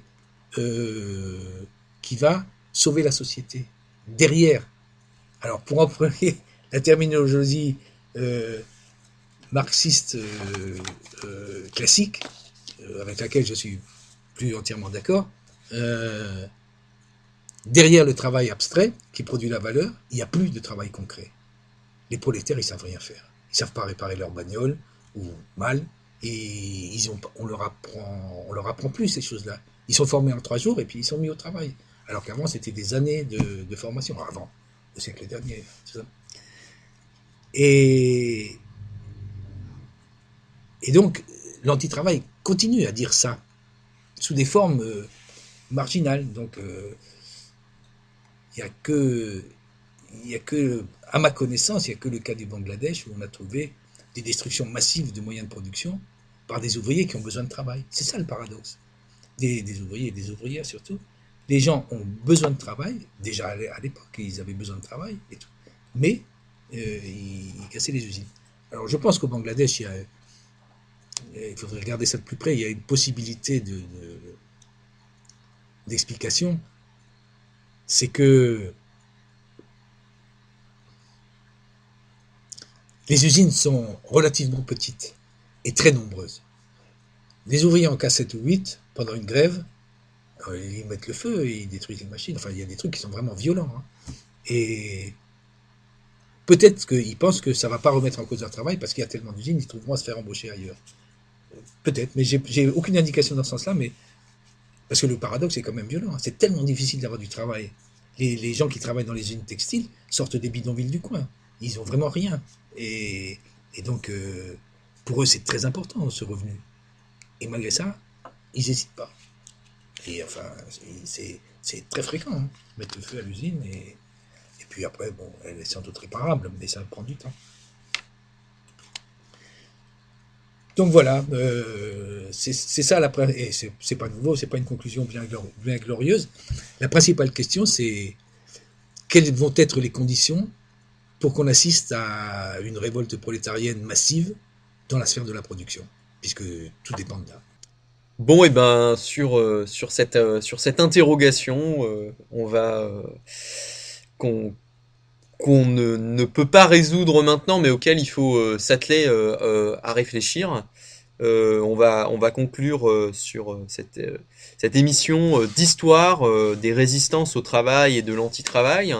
Et avec, je pense, un des points centraux de cette émission, ça a été justement de montrer que l'histoire du procès de travail, des résistances au travail et de l'anti-travail, c'est pas l'éternel retour du même, mais qu'il faut être très attentif voilà, à la périodisation, le ludisme, alors qu'on a tendance aujourd'hui beaucoup à prendre le ludisme, le projeter sur aujourd'hui. Non, les conditions, enfin disons le mode de production capitaliste, c'est une dynamique historique qui ne revient jamais au même, et il y a aussi des dynamiques pour toi de contradiction de classe, et ça génère jamais la même situation. Et du coup, l'histoire de l'anti-travail, des résistances au travail, nous offre un point de recul sur la situation actuelle, mais ne nous disent pas ce qui va se passer et ce qui se passe. Mais du coup, c'est à mon avis, je pense, un des intérêts de la communisation et de la critique de la valeur de manière différente, c'est clair. Mais justement, d'essayer disons, de repenser des situations, de penser, disons, la situation historique comme une situation historique nouvelle et pas comme l'éternel retour de la même société de classe capitaliste, comme encore beaucoup de groupes, de théories aujourd'hui.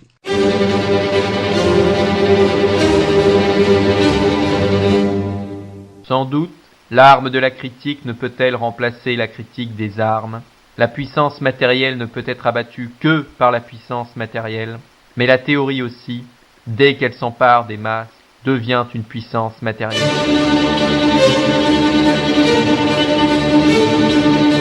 Nous reconnaissons notre vieil ennemi, la marchandise, le travail marchandise, la société marchande, le capitalisme. Mais la critique le découvre comme inséparable de l'État moderne.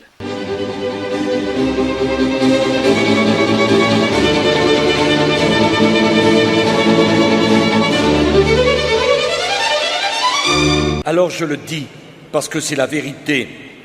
Il ne faut pas travailler. Tu vois, il faut s'organiser pour ne plus jamais travailler.